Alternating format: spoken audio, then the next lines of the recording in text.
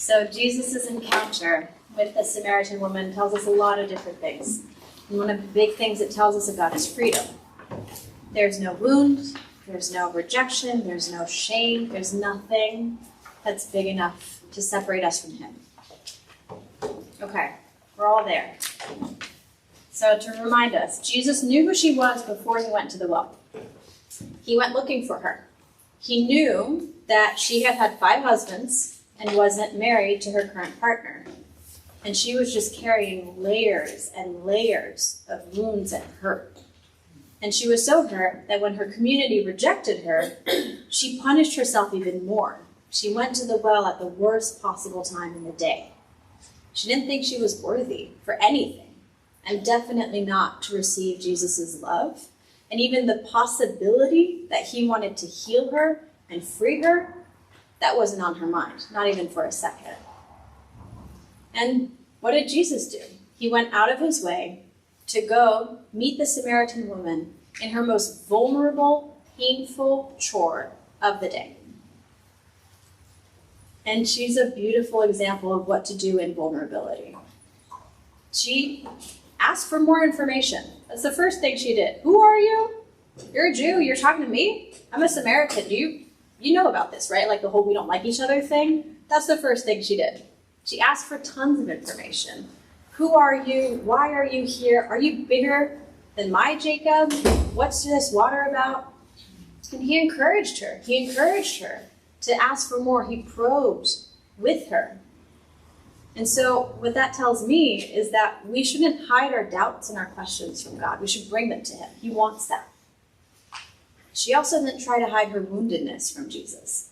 When he said what she had done, she said, "Sir, I can see that you're a prophet. No shame, no hiding. Yes, this is true." And she accepted with humility the truth of what he was saying. And the more they talked, the more her heart opened up to be able to receive the hope that Jesus wanted to give to her. And finally, when she spoke of the Messiah, when finally the seed of a question came to her heart, he confirmed it and she accepted it. She was able to accept it. The Samaritan woman received freedom as she received Jesus' mercy. When he spoke of her sins, she acknowledged them humbly, and she sought to accept his word into her heart. And she was healed. Her shame turned into glory. What did she do? She proclaimed her story. She went off into the town where everyone had rejected her and was like, "This man, he told me everything I did. Could he be the Messiah?" So not only she went off to see them generally, but then she reminded them of all the things that she did to tell them that he was the Messiah. Who does that? Like, that's amazing. Her past didn't define her anymore. Jesus' love did. And she stepped into a whole new chapter of her life. She re-entered into her community. She changed her ways. And this living water that flows from Jesus' heart makes what seemed completely impossible before their interaction, their conversation, possible. It undoes knots that seem totally permanent and a part of our identity, who we even are. And she was so zealous that the whole town wanted to see who this Jesus was. The entire town. She prepared their hearts so well that they met him and were like, "Yep, he's the Messiah." They believed it. She was a very real, true witness. And that is a deeply feminine response to be able to receive, and then that it spills over into others. That's deeply feminine. And it's really beautiful in this passage because it tells us a lot of things about how Jesus saw women in particular. And it's very significant that the first time in all of the Gospels is actually this time that Jesus reveals he is the Messiah. And he revealed it to the least probable person, a woman, first off, especially in that time and age, and a Samaritan woman at that. It says a lot about how he sees women, that they're from the rib of Adam. They're equal to Adam, not above, not from the head, not below, not from the foot. The rib, equal. There are some key messages in this very long passage, which, by the way, is the longest conversation recorded of Jesus. First off, the universality of his message, his promise of salvation. He's building bridges. He's going to the people that Jews didn't speak with, the Samaritans. He's confirming the equal worth and dignity of women. And at that time, it was very uncommon. It was even shameful for a man to speak to a woman one-on-one. And that's what he did, saying, actually, God's love is bigger than those expectations society may have. And he also reminds us that every single person, even if they don't dare to hope for it, thirst for it, we all actually desire things beyond physical water. We really need to satisfy our deepest longings, and that's not of this world. So Jesus encouraged her bold questions. He answered them. She asked more. He answered them. Until finally her heart that was so hurt was able to recognize love incarnate in the flesh. Jesus' love in the flesh. Because of original sin, the truest expression of love is completely wounded. As women, we fear we aren't enough. There's this animosity between man and woman with ourselves, and even amongst each other, where we have so many places of woundedness, every one of us. We feel the need to prove our worth and our value, afraid that we won't be accepted or loved. We feel completely disintegrated, like parts of us can be loved, but other parts not so much.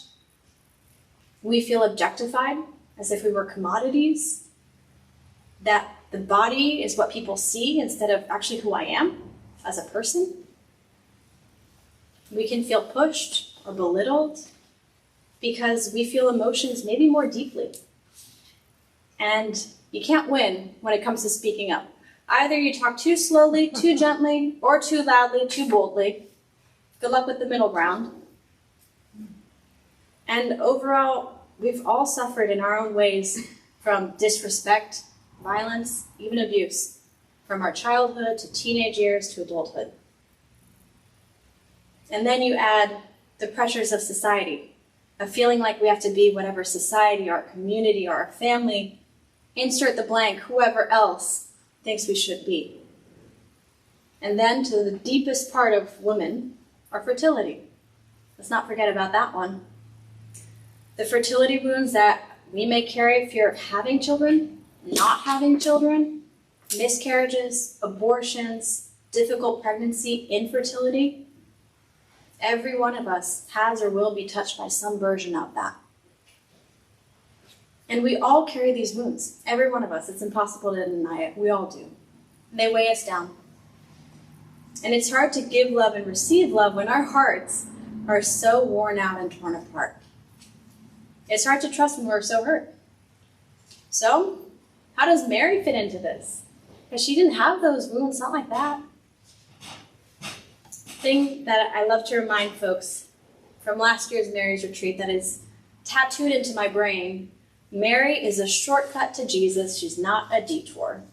I love that. Like, want to go to Jesus? Why can't I go straight to Jesus? Well, if you go through Mary, it's actually a detour. Nope, it's a shortcut.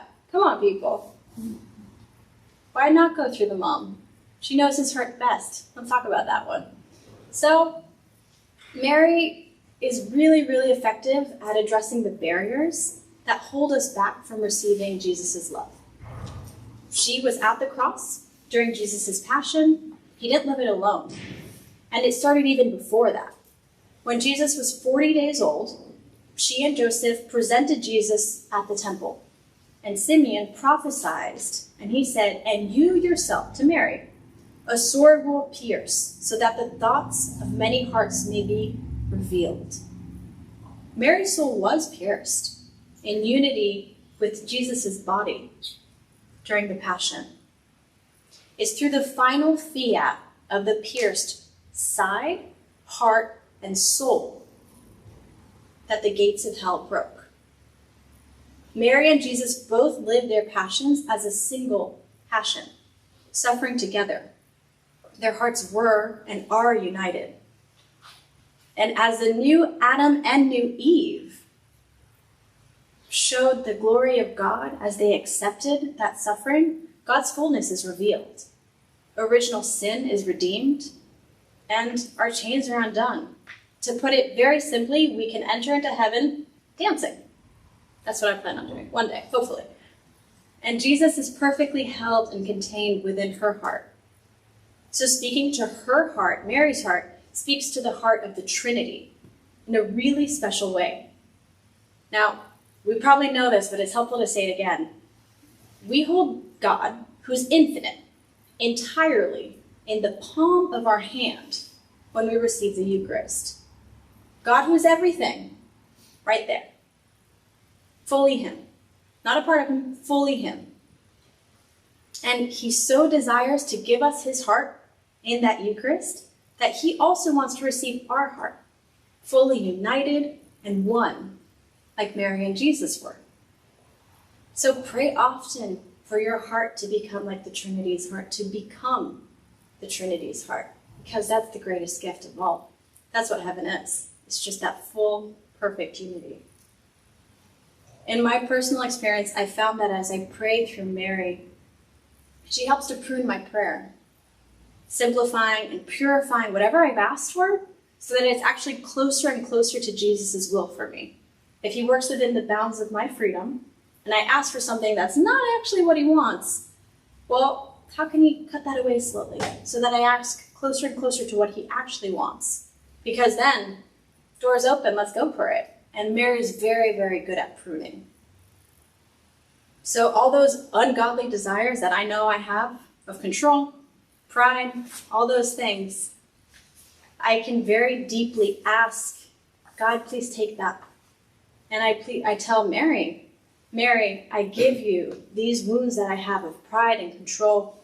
I put them at the bottom of the cross, in your hands. Take care of it. And she does. She's a good mom. She takes care of everything. I want to tell you a story, a hard one, but a story nonetheless. I might cry. That started fast. I come from an amazing family. My dad and my mom are beautiful people. I'm one of 6 kids, and my youngest brother and I, my parents wanted for us to live something different. I'm one of 6 children, as I said, and so that's something very different. We were living in Europe, and my dad said, hey, I'm done with corporate life, let's get out. And so we went to do humanitarian work in Romania, which is where I met my husband. Crazy story, that's where it happened. Had he not said yes, we wouldn't have the baby we have because I would never have met him. Interesting. Thy will be done, right? And we went to Romania. My dad said at the time, that boyfriend of yours, that's the life that we changed. My dad died very, very young. He was 56. I was 21.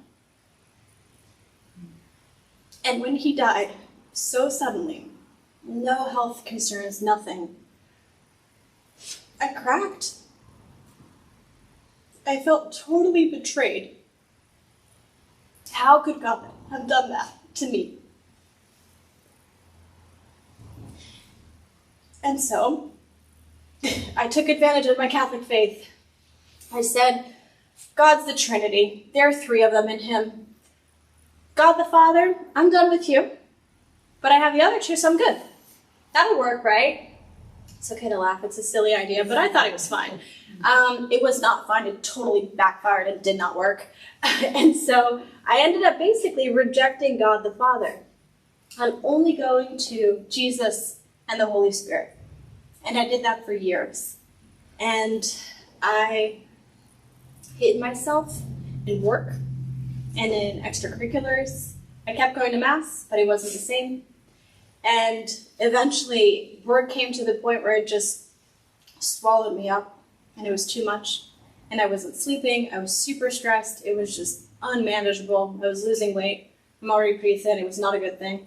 And at that point I said, okay, clearly this isn't working, this whole God thing, like 2 out of 3 is fine, it's not. And so I did a self-imposed retreat, which is something I would really, really recommend you do if you're at that point, and generally, it's actually a great thing. And I basically went to God and I said, God, I'm done, I can't do this, come back. Whatever needs to happen, come back. And he did. The first thing he did was introduce me to Mary. And I started praying the rosary every day. I don't know why. That was what he wanted me to do. And so I started praying the rosary every single day. And then I started going to adoration every week. And through that time, years and years of doing this, he healed me. I can't point to a single moment where it happened. I can't say that was a moment. All those chains, all those wounds, that betrayal lifted. But I can tell you now, I miss my dad dearly. It's been 9 years. And when I think of my dad in heaven, I also think of Abba, our Heavenly Father. And beforehand, it was impossible to put the two of them together because my dad was so good. How could he be anything like God the Father? No, it's the opposite. God the Father is so good. Take my dad's love, purify it, perfect it. There's God the Father, right there. Same one, because it's one line, one straight line. And God the Father now, when I think of him, I think of freedom and joy and a really, really giddy, silly dad, just like mine was, obviously. And that's a grace that's not normal. I can tell you that. Like, that did not come from me. And it really came from Mary. Her pruning my heart, getting rid of those wounds through Jesus' love and the mercy and his water, washing me from those things that were holding me back. To the point where now I'm actually grateful. As crazy as it sounds, I'm actually grateful my dad's in heaven because it's opened my heart even more to God the Father. Where before God the Father was like this dude in a beard. It was like kind of someone amorphous, hard to, understand. And now he's my dad. I get it. Much, much more deeply. And so if you think about that love that he wants for us, he doesn't ever want for us to feel like he has betrayed us or that the wounds we face are forever and a part of our identity. No. But he does want for his love for us to be a part of our identity, to be our identity. When you say, who are you? I would love for you to tell me I'm God's child, his beloved. Be like, oh, okay, what's your name? Like, actually, though, why not? Because that would be a beautiful thing. I say all this to remind you that we're called to be witnesses, and the crosses and the wounds that are placed on our path by what life is aren't obstacles, but actually are the way of the journey. And so wounds as women that we face are not detours, they're shortcuts, right? They're actually shortcuts to our holiness. They're very painful, but they are shortcuts. And so if you think of witnessing, God really made us so that we could be glorified by him, like we talked about, and be witnesses of him, where people meet us and they're like, you're different. What's different about you? And you say, oh, I go to adoration, I pray the rosary every day. Actually, that's pretty unique. Not a lot of people do that. That's what's different. That's my recipe. What's in your recipe? Add that. See what happens. And so if you think of this world and where it's at, we need to free it as best as we can from the wounds it faces. And the Samaritan woman, she lived that out really beautifully. She's such an amazing example for us. She acknowledged her wounds, accepted God's love as her identity, as that future and present that she was now choosing, and went off and told everyone about her wounds. And was like, yeah, but he's the Messiah. Who does that?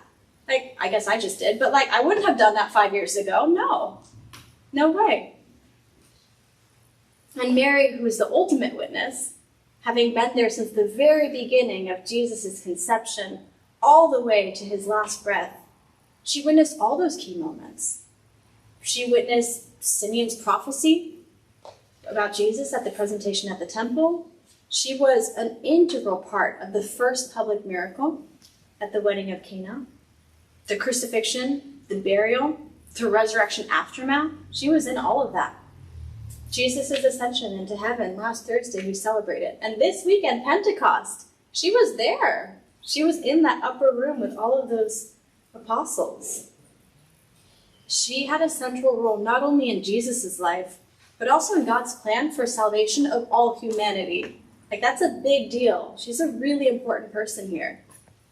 And on the cross, Jesus gifted us all with Mary as our mother. She's ready to walk with us, just like she did with Jesus. Now, I want to be a witness. I want to be a witness to Jesus' love wherever I am, speaking and acting in a way that reflects him. Mary, she helps me in that journey, because that is not natural to me. I'm in a safe environment right now, like Jesus is behind me, you all are like, want to be here. Go off into the world, good luck with that one. Like, that's not easy. And Mary's been really important helping me discern what that looks like for me personally. And I can tell you that my particular call to evangelize for years has been discreet. It's following St. Francis's words, let me act so that people hear through my actions, not through my words. And for many of us, maybe that is our call. And I've prayed a lot with Mary and had her show me my call. And recently she's opened something new up for me, which is totally a grace. At work, I don't talk about Catholicism. I work in tech. It's like, why open that can of worms, you know? And actually we're supposed to, in different ways, to each of our callings, right? We'll each have different versions of it. And so this year, actually I know exactly when, I started, basically Lent was about to start. Okay, great. I'm excited for Ash Wednesday, It's gonna be a week away. And then a meeting gets scheduled on my calendar, okay? It's a full day meeting with a bunch of very senior leaders who I've never met in my life, and it's on Ash Wednesday. I'm like, okay, great. And then it's in LA. I have to travel to it. Okay, excellent. So I definitely can't go to 5 o'clock mass because I have to get a flight home. So I have to be with ashes at the beginning of the day. What do I do? So I decided and I prayed and I decided and I prayed. And then finally I actually decided. I'm like, okay, Mary, God, you tell me if this isn't what you want me to do, but I think I'm going to take them off because I don't want to create an environment where people are like not feeling comfortable, because maybe Catholicism makes other people uncomfortable. Maybe, right? And that was kind of my conclusion. So this is my plan. I have ashes on my forehead. I walk into the office, and then I run into immediately a really trusted colleague of mine who's also going to the same meeting. And she looks at me and she's like, oh, it's Ash Wednesday? It's like, yes? I had no idea how she knew. She's definitely not Christian. And then we both go to the bathroom to freshen up and for me to take my ashes off. And she's like, oh, you should keep them on. I said, oh, I wasn't going to because I didn't want people to feel uncomfortable. And she was like, inclusion and diversity, baby. Works both ways. Go for it. And she was so encouraging that I did. I kept them on. And I started off the meeting where everyone's staring at the weird stuff on my forehead. And I'm like, yes, I have ashes on my forehead. We can talk about it. Here's what I'm here to do today. And so totally changed the subject while still giving space for yes, I'm acknowledging that this is a thing. And then people followed up. They were interested. They're like, what's up with the ashes? I didn't even know it was ashes. And I'm like, oh, well, you're dust, and to dust you shall return. And honestly, that was the start of it. And since then, I haven't been proclaiming on, rooftops or anything. No, nothing like that. But now I'll just let it slide in. People are like, oh, what'd you do this weekend? Oh, I went to Mass. It was fun, da-da-da. Like, oh, what are you looking forward to this weekend? Oh, I've been planning this retreat for months. I'm so excited it's finally here. They're like, what? You have a retreat? And you're like, oh, yeah, I've been doing it for 4 years, NBD. Like, I never told them. All these people I've been working with for years, they have no idea any of this stuff. Nothing. And I had a really intense conversation with someone I had barely met who was going through a really rough time. And I was like, I have a rosary in my bag. Do you want it? She was like, I haven't prayed in years. And there you go. See what happens.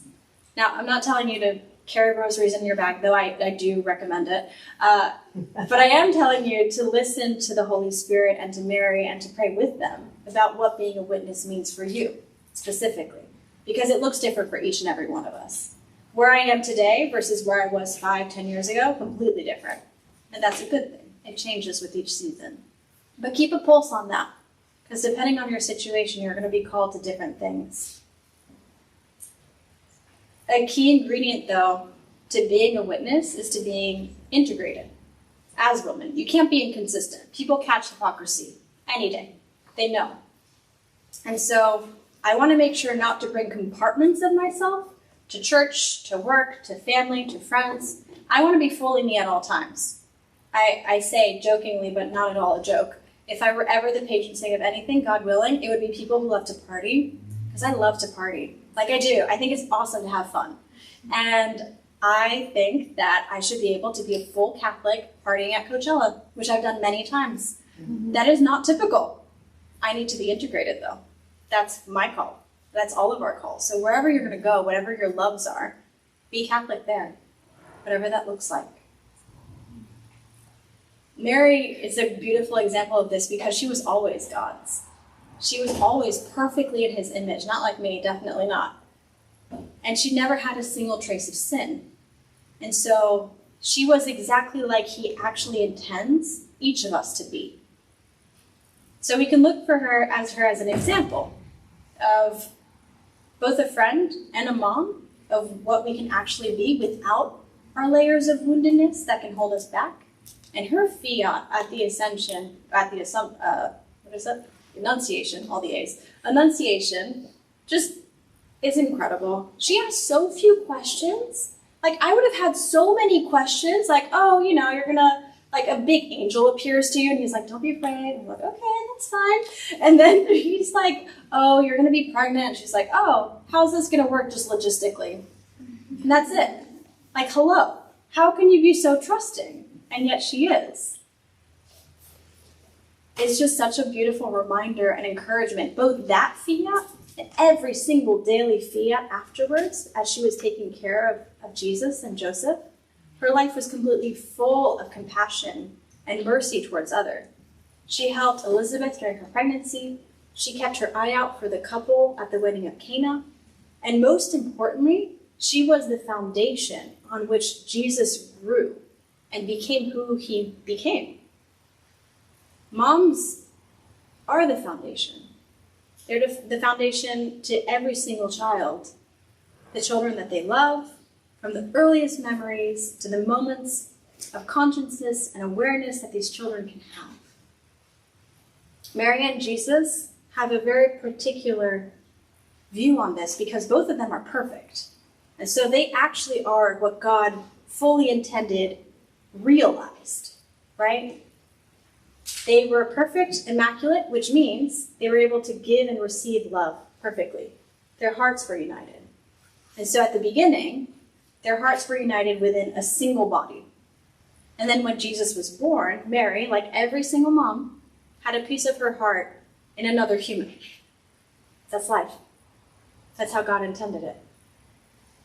And Mary's example and love and care served as the foundation of who Jesus became.